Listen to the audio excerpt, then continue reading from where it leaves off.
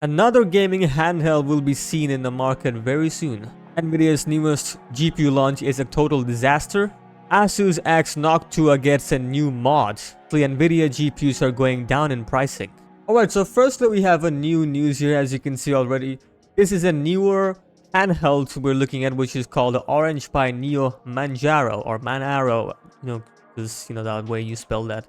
And it comes with the similar specs with all the other handhelds that we've seen, which is AMD Ryzen 7 7840U handheld, which is obviously we've seen it in the ASUS ROG Ally, the AN Neo, or I don't think it's AN Neo or rather something else. But anyway, we're seeing multiple handhelds, and now this is another handheld we're looking at, which is the Orange Pi Neo Manjaro.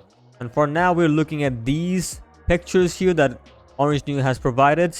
And honestly, it looks similar to the MSI Claw, but not really exactly the same. But it does look very much similar. Not only that, they also provide the inside of it, which is the super cooling system they claim. I wonder how much super cooling that is.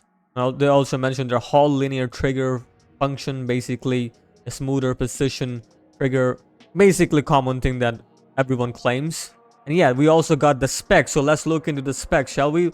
We got the device specs. As you can see, the model they're saying the Orange Pi Neo, similar with the AI Neo I mentioned already. CPU, which is AMD Ryzen 7 7840U, and the screen we're looking at is at 7-inch FHD plus, which is a 1920 x 1200, not exactly 1080p, but still better than 1080p, I guess. You see the 16:10 ratio, 500 nits, so that's not bad, and 120 Hz refresh rate, that is also pretty good. The RAM we're looking at is two variants, basically 16 and 32 gigs LPDDR5 modules, so they're gonna be a newer gen, and also 7500 megahertz clock, so that's pretty nice. As for storage, we have two options, or maybe multiple, but they didn't really claim because it says 512 gigs to 2 terabytes, so maybe there could be a 1 terabyte model in between. We'll see about that. Also, it is PCIe 4.0 NVMe M.2 SSD, so it's really fast. The dimension we're looking at 259 x 107 x 19.9, so similar to MSI Claw. We already seen that. So as I said, the aesthetic wise, it literally is similar to MSI Claw. As for battery, we're looking at 50 watt hours, 3 SiP, 3 cell lithium polymer battery, so that's not lithium ion. Interesting. Also, it supports gyroscope, however you spell that, 6-axis gyroscope with this, so that's neat. As for I/O, we're looking at 2 times USB 4.0 Type-C, 1 times 3.5mm headphone jack, and 1 TF card slot. It also comes with 2 times 1 watts dual panoramic speakers, and also supports Bluetooth 5.3, so that is quite fast. Comes with a charger that is standard PD 65 watts GaN power adapter, so it's going to be a fast charging module. And yeah, as for colors, there's only two variants, white and black. Yeah, it's an interesting looking handheld we're looking at here, so I wonder how much of an impact there is compared to other handhelds we've seen. Again, it is literally using the same SKU, which is the AMD Ryzen 7 7840U, so it shouldn't be in a big difference, but the pricing will always come to the competition, right? So we'll see about that. Next up, we have something disappointing, and that is their Nvidia launched their RTX 3050 6GB module GPU. That's 6GB. Again, a downgrade in VRAM doesn't really make sense. Not only that, it's not just a downgrade in VRAM, but the performance is also looking terrible. Yeah, but basically we're looking at the ASUS MSI Ventus 2X, which is this version here we're looking at in the screen, and yeah, it looks like very simple, generic, and you don't really need that much cooling for this card, because as you can see, the heatsink on this card is pretty terrible. I feel like PNY makes such heat sinks, so seeing MSI do that is kind of funny, but also no big deal because it's not a demanding card anyway, so all good. And yeah, basically when we look into the specs, it is very clear why this card isn't really that great, because if you look into it, it comes with a GA107 GPU die, and not only that, we're looking at the CUDA cores going down to 2304, so not a huge cut, but still, it's still a cut, and that's why we're seeing some performance issues. Well, not really performance issue, the downgrade is terrible, and I mean terrible.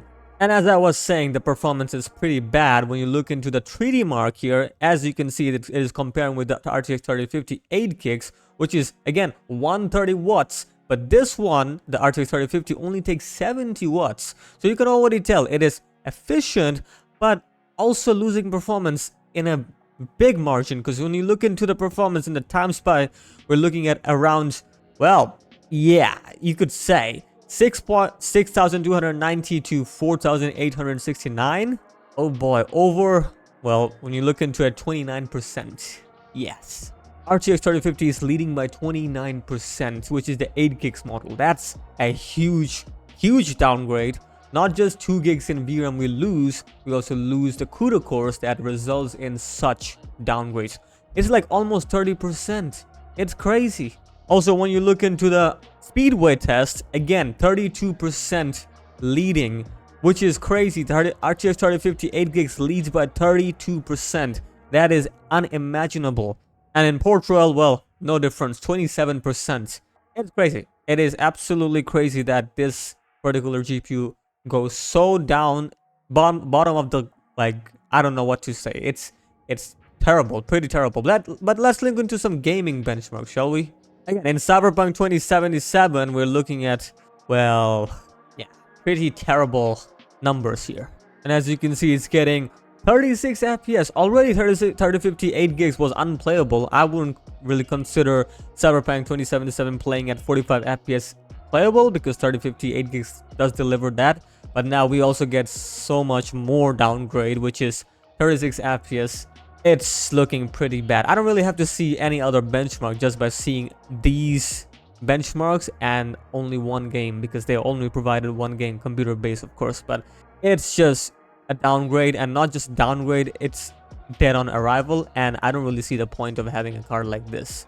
So if you want to save some money, don't buy this card. Simple as that. Don't just buy it. It is not worth it.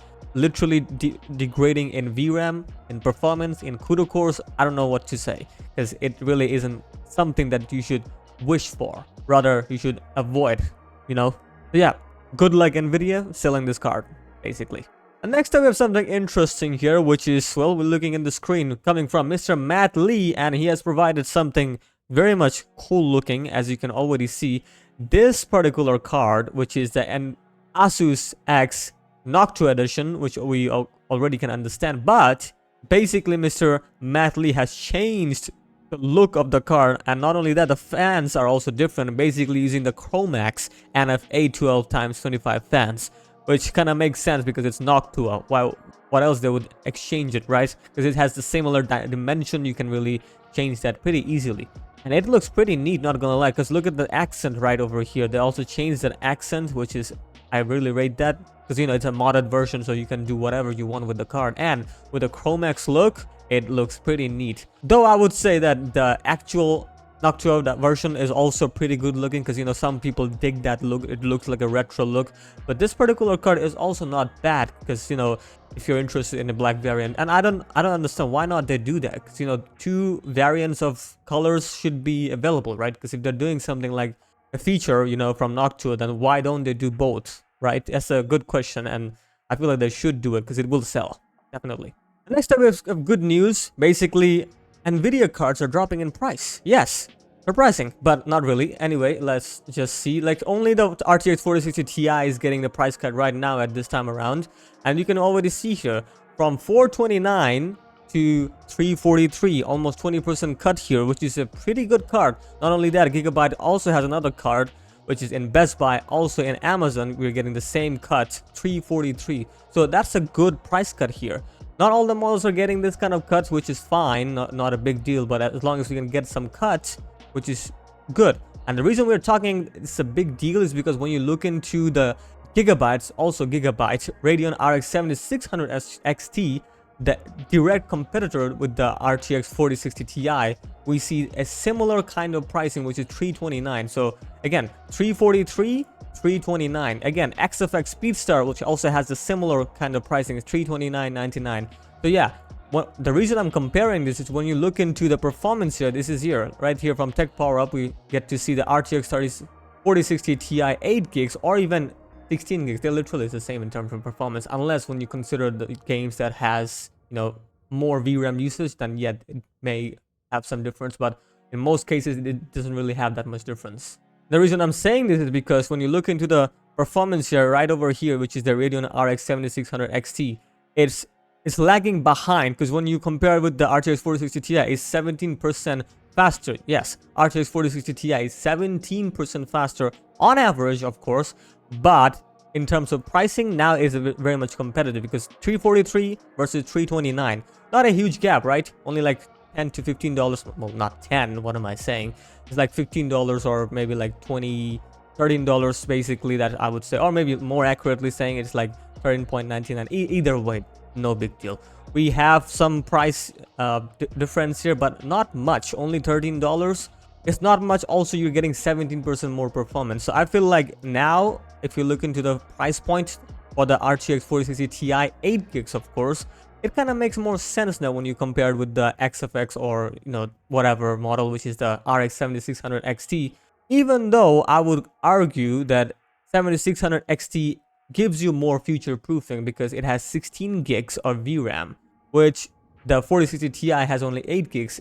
Bear in mind, RTX 4060 Ti 16 gigs is also available, but it is also more expensive. So when you look into the pricing, $449, almost like $100 more. So what should you go for, right? Because if you're looking for like a streaming build, like if you want to stream, if you are working on the editing stuff, Nvidia does provide better codec, right?